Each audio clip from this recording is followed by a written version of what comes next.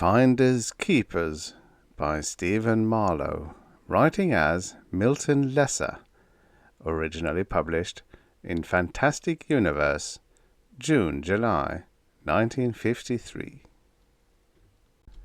Narrated by Tom Trussel. Eddie Amhurst watched the scissors get up from the dresser and march across the room. If they had marched on the floor, it would have been bad enough, but not this bad. They marched across the air of the bedroom, one thin metal leg after the other, to where Eddie was sitting on the edge of the bed in his underwear. They went snip, snip, once, twice, rapidly. Then they marched again across the air of the room and plunked down on the dresser. In his right hand, Eddie held a silky piece of black cloth. In his left hand, he held a similar item. On the floor at his feet were two other pieces of black cloth. If you glued the sections together, you'd have a pair of black silk socks, size 12. They were so new that you could still see where the paper telling the brand name and the size clung to one of them. But they weren't much good as socks anymore. In his hands, Eddie held what could have been a pair of black silk spats, except that no one wore black silk spats. On the floor at his feet were two black silk fingerless gloves. "Hey, George," Eddie called. "George, come here, quick!" George ran in from the bathroom, shaving soap still on one side of his face. He looked at Eddie and the two pieces of black silk in Eddie's hands. He said, "What the hell did you do that for?" "Me? I didn't do anything." "Anyone can see that you went to the dresser, got the scissors, cut your socks in half, then put the scissors back on the dresser. What I want to know is why. Why?" "I didn't," Eddie said lamely. Then he told George how the scissors had got up, marched across the room, and cut his socks. "Yeah," said George, "right away. Take it easy, kid. I know you're about to be married. I know you're nervous. But relax. Just take it easy. Calm down." "Ha," said Eddie. "Ha." "What's so funny?" "I can prove to you that I didn't get up, take the scissors, and cut my socks. I can prove it, that's what." George told him to go ahead. "I just took a shower, right?" "Right." "I always powder my feet after a shower, right?" "How in hell should I know?" Eddie sat back on the bed and stuck his feet out. "Look." There was white powder all over the bottoms of his feet, a lot more of it in between his toes. "Okay," George said. "I see it. What does that prove?" "You go ahead and find the powder on the rug. If I walked from here to the dresser and back, there'd be powder all over the rug where I walked. Find it." George looked, but the rug was solid blue without any white marks on it. "So you crawled on your hands and knees, so you walked on your hands. Just don't tell me the scissors did that themselves. They couldn't." "I didn't say they did it by themselves. Something made them do it. Something doesn't want me to get married, George. Take last night. Someone put pineapple in my fruit cup. You know I'm allergic to pineapple. It makes me itch all over for 2 days, but luckily I found it. When I came back from the florist, the bridge was out. I could have been killed if I hadn't noticed it." George shook his head. "The bridge was not out. I went back and looked for myself later. You went the long way for nothing because the bridge is standing as it always stood. Did you hear anything over the radio about the bridge being out?" "No." "There wasn't even any rain, Eddie boy. You're just nervous. You're imagining things. Judy will have a nervous wreck on her hands if you keep this up. Look, you just sit here and wait for me while I run downtown and get you another pair of black socks." It's Sunday and the stores are closed." "Okay, I'll let you wear mine. I'm only the best man, and I'll wear navy blue, and no one will know the difference." George sat on the edge of the bed next to Eddie and took off his shoes and socks. He gave the socks, just a half size too big, to Eddie, then padded across the room to the chest of drawers to find a pair of navy socks for himself. The scissors got up off the dresser again while George's back was turned, and Eddie wanted to yell, only no sound came out. He just sat there, watching while the scissors cut this new pair of black socks neatly in half. Then George began to turn around, and the scissors dropped quickly at Eddie's feet. George held up a pair of navy socks. "I got 'em," he began. "Eddie, what the hell did you do that again for?" "Honest?" "Never mind, we'll both wear navy." Plainly he thought his cousin Judy was marrying a lunatic. The thing that surprised Eddie most was the fact nothing happened during the first part of the ceremony. It was an outdoor wedding, and he stood with George at the makeshift altar in the garden while Judy came down the aisle with her entourage. Judy was lovely in her get-up, all right, only Eddie could have done without all the pomp and ceremony. And lately there'd been something about Judy, little meannesses, some annoying petulances, which had left Eddie on the irritable side. It was her mother as much as anything, a fat, overbearing, dominating windbag.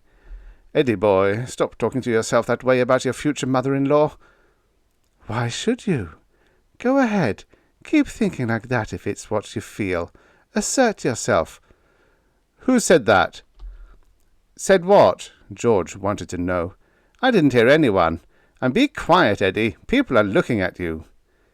"You don't have to be quiet unless you really want to. Don't let them rope you into anything, Eddie. It still isn't too late." Eddie looked in vain for the source of the voice, but everyone around him seemed so utterly unperturbed that he could only conclude that he was hearing things. Could this have been the voice of his conscience, telling him to get out while the getting was good? "Conscience, schmonscience. No such thing, Eddie. It's me." "Well, who are you?" George said, "Will you shut up, Eddie? Everyone's staring." After that, it wasn't easy. Judy joined him at the altar, but he listened to the ceremony with only one ear.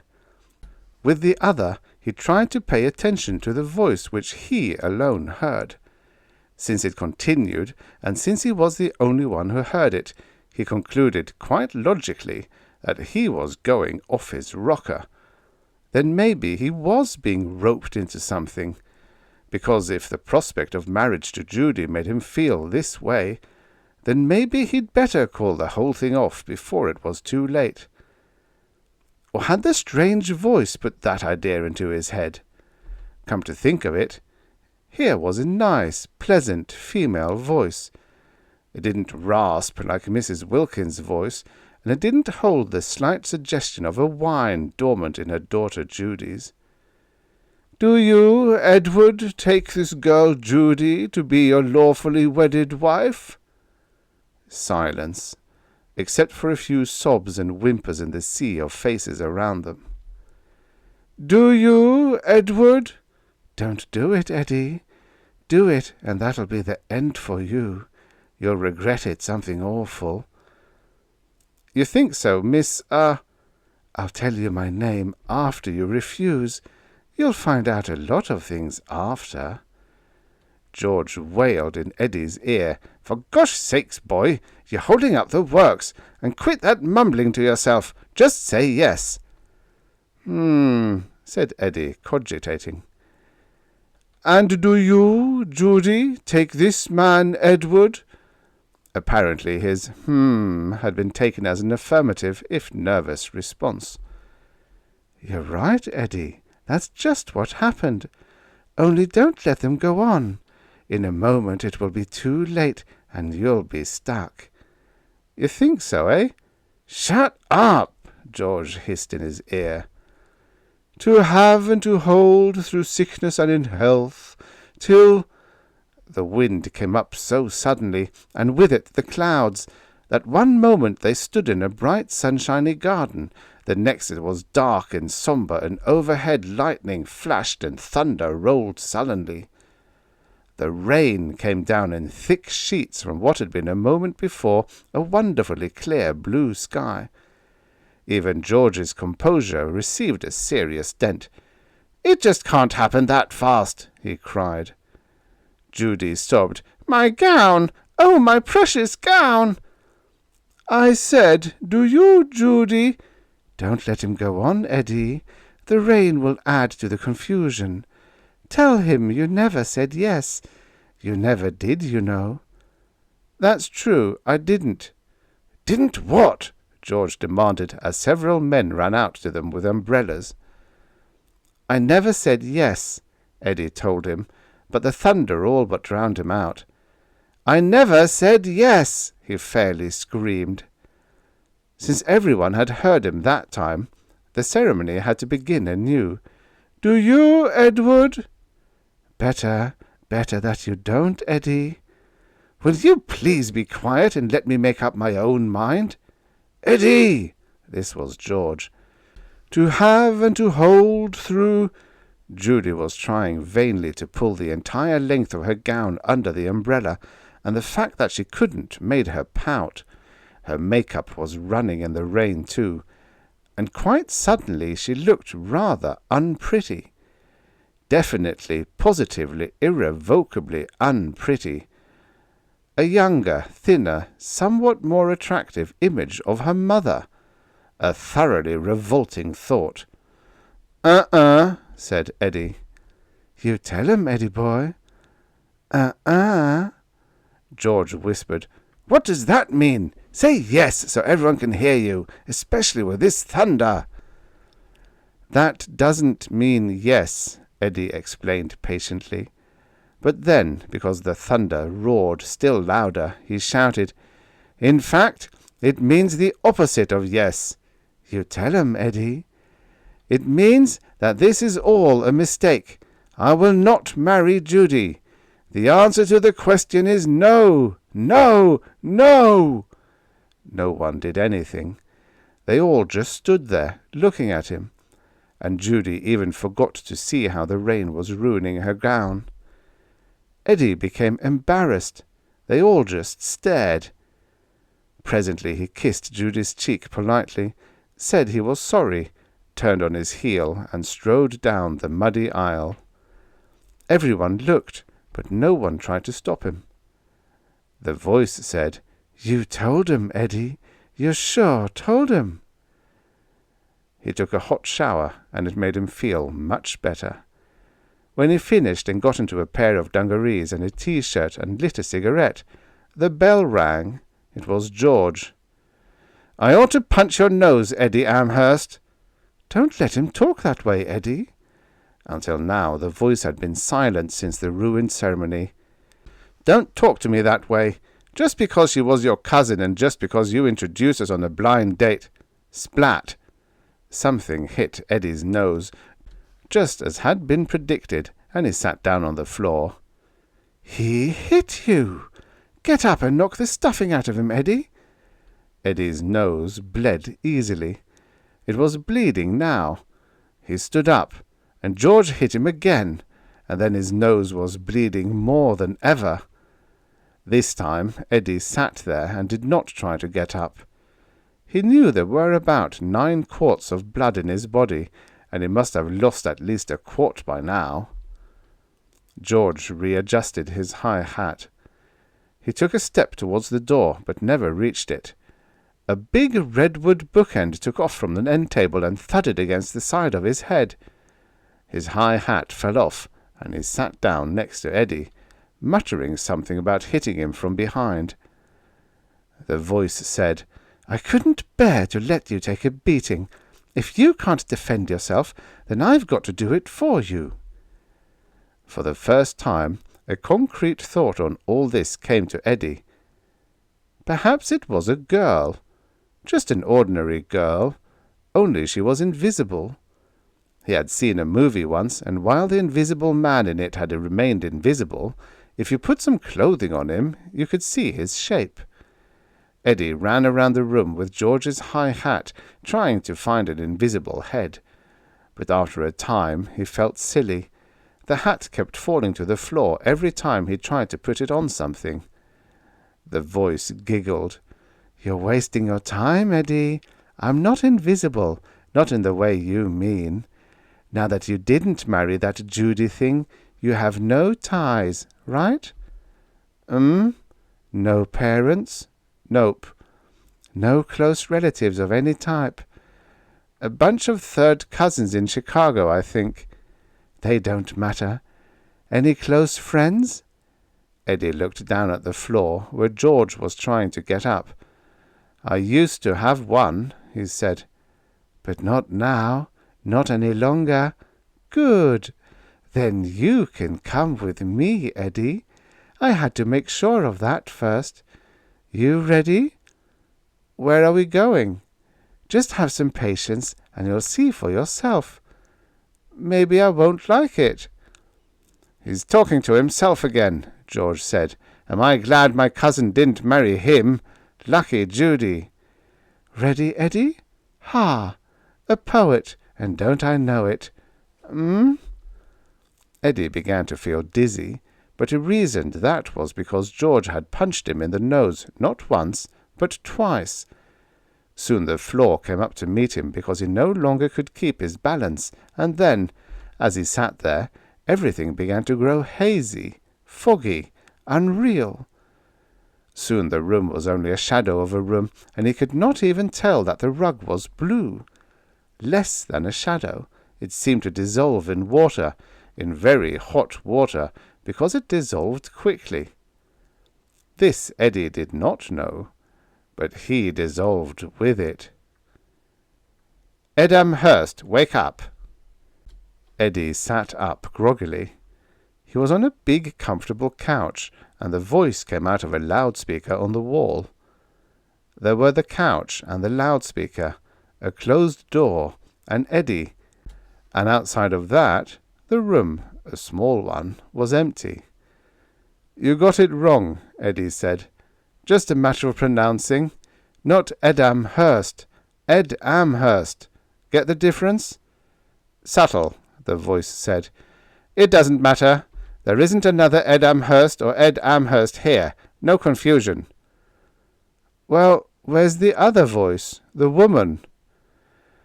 "Early cultural trait," the voice mused. "High sex identification. Eve did nothing to assert her femininity, yet he knew the voice for a woman's. Interesting, extremely interesting. Of course she's a woman. The timbre isn't that much different for you to know it as a certainty ever. High sex identification in your time, young man. If I simply heard Eve's voice, I'd never know her sex, not just from her voice. Well, she is a woman. Certainly, certainly, and a mighty troublesome one. First time something like this has happened in nearly 1,000 years. What do you think we ought to do?" "How the heck should I know? I don't even know what happened." "True, true. I'd forgotten you were no telepath. I wonder if telepathy came in when high sex identification began to wane. No, hardly possible. Ib is obviously a throwback, and she has both. Intriguing." The door opened, and a woman entered the room. She was dressed in shorts and some sort of negligible halter. She walked across the room to the loudspeaker, and Eddie, who had, armed with a tape measure, once judged a local beauty contest, was sure she was the most beautiful woman he had ever seen. She said, "I'd better shut that thing off before Rajuz lulls you to sleep with all his scientific talk." She flicked a switch on the loudspeaker. "Of course, he can still speak through telepathy, but your mind won't get the impulses without that loudspeaker, Eddie, see? I can hear him now, but you can't." Eddie had to take her word for it, because he couldn't hear a thing. He hardly cared. Of paramount importance was this fact. Here was the voice. Not any voice, but the one that had brought him here, wherever here was. Eddie tried to be patient. "You're Ebe," he said. "That much I know. But where the hell are we?" "You mean in space?" "Uh-huh." "We're exactly where your room was. We haven't moved an inch." "So where's my room? Where is it then?" "It isn't. It was. 50,000 years ago it was, Eddie. Not now. Now it's gone, with the building, with the city, with your whole civilization. We've left your time and entered mine." "Yeah," said Eddie. His voice sounded lame. "You don't believe me?" "Nope, sorry, I don't." In truth, Eddie was glad he hadn't married Judy, but as for the rest of this, well, he was from Missouri. "It's simple. I'm a professor of history, and my period of study was yours, the second millennium of the Christian era." "Do you, teach history in that outfit?" He pointed to the enticing lines of her halter and shorts. "Certainly. It's comfortable. Anyway, we use no guesswork in history. We use a time scanner. That, of course, makes history the most accurate of all the sciences. It's mental travel through time, not physical unless you will it. Elementary stuff, Eddie. Just as they learned teleportation through space 10,000 years ago, so they learned you can do the same thing through time. Mental effort, applied properly, can move physical objects. It was always latent in human beings through some unknown ancestor. They just had to learn how to control the power." Eddie was still skeptical. "So you studied history by actually going back there?" "Something like that. Then I found you, Ed Amhurst." "Ed Amhurst. What's the difference? I found you, and once I did, purely by chance, of course, that was the end of history. No more studying. They tell me I'm a throwback. Less psi quotient, more sex identification than anyone here. Maybe that explains it. Anyway, I had to bring you back. People constantly teleport trophies through time, but not in 1,000 years has anyone brought back a human being. I saw that you had no ties, and I brought you. Unfortunately, there's a law against it, I think." Eddie asked her why. "It can cause a lot of trouble. You can change history by bringing someone where he doesn't belong. But I had to. I'm a throwback. I couldn't be satisfied." Slowly, almost imperceptibly, she had been walking closer and closer to Eddie ever since she had turned off the loudspeaker. Now, abruptly, she was standing next to him, and then she was sitting on his lap.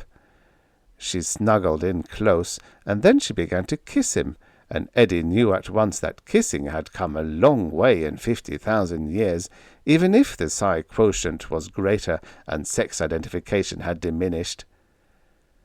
3 minutes later, Ebe got up, and Eddie knew quite suddenly that while he had always known love at first sight to be ridiculous and impossible, love at first kiss was a very different matter. "Damn that Rajuz! He's the dean, and he wants us in his office. So it goes, Eddie. If it's not one thing, it's another. We have no choice, of course. We'll have to go." They left the room and stood on a moving sidewalk with a lot of other people, and this first 5-minute glimpse of the place was enough to convince him that he had indeed been teleported through time. A lot of what he saw could not even register in his brain simply because he had no standards for comparison. But he did notice almost at the outset that everything seemed simplified, possibly because telepathy and teleportation were the reigning king and queen. "You've seen enough of the city for now," Ebe told him.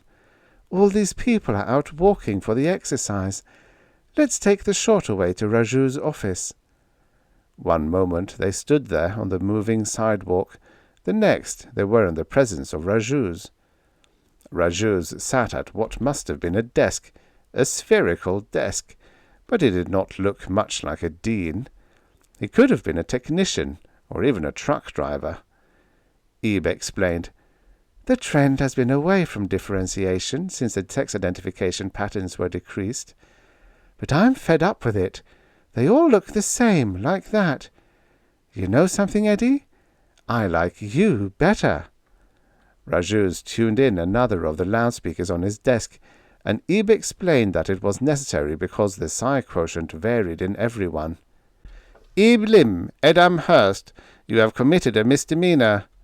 "Not him," Ebe said. "It was all my fault." "Motivation is above suspicion here, you know that. It is the law. If someone does something, it is because he wants to. Ed Amhurst is as guilty as you are." He scowled at them for a time, and then continued. "Frankly, I don't know what to do. This is the first crime of this nature in 1,000 years, and while it's merely a misdemeanor, it will have to go punished."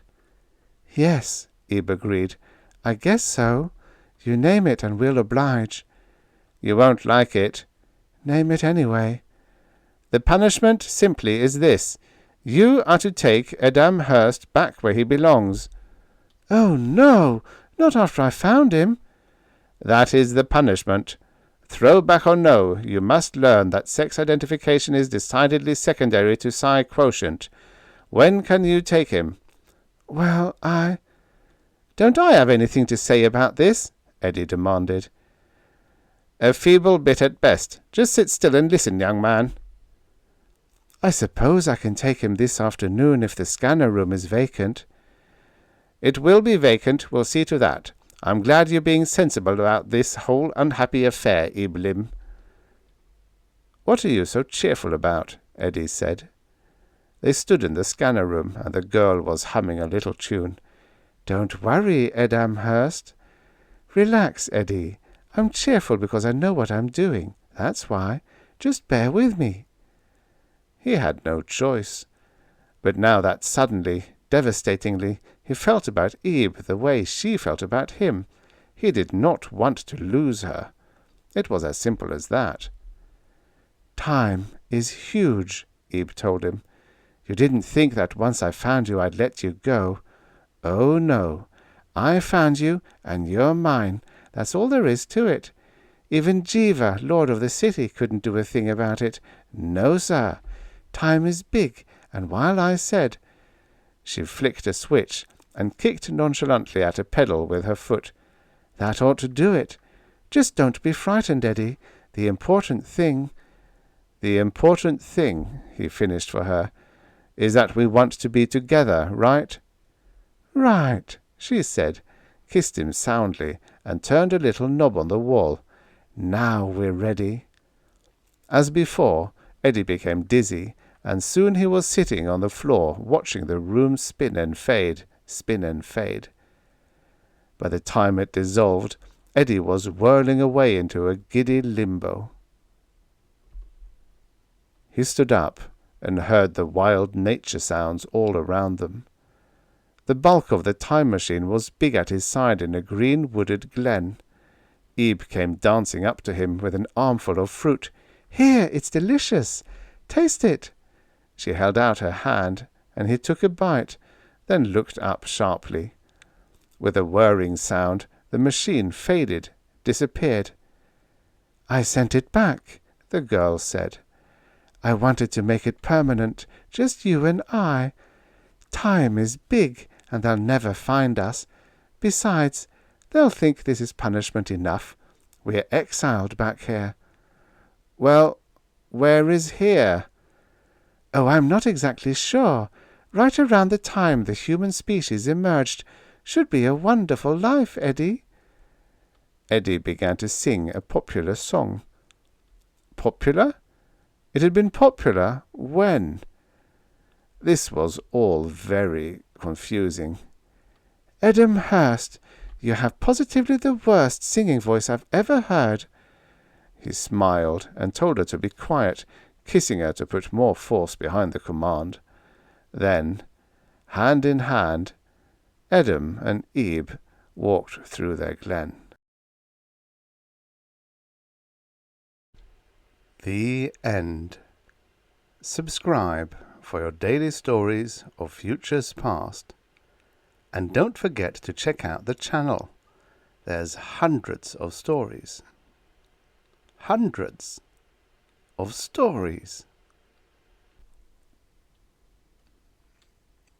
The names of those congenital skeptics who insist that time travel is impossible, even in theory, are legion. Nor is their stand difficult to comprehend. They say that no man or woman has yet travelled backward to meet a younger him or herself face to face. They say this is immutable paradox. And by way of clincher, they add a query as to why, if time travel is to come, has it never happened? Why haven't we recorded instances of visitations from the future? However, those in favour of time travel have answers ready and waiting. These optimists use the parallel universe theory to meet the first question. Such return, they claim, would immediately cause a forking of the earthways, leaving our version of the world untrodden by time-travelling feet. As to the clincher, the counter-question with a how do we know we haven't had such visitors? Time travel, when it comes, will come in a far distant future. At such a distance, the mere 6,000 years of recorded human history is a mere fly-speck on the annals of Earth. So why should this tiny dot in the continuum have been favoured?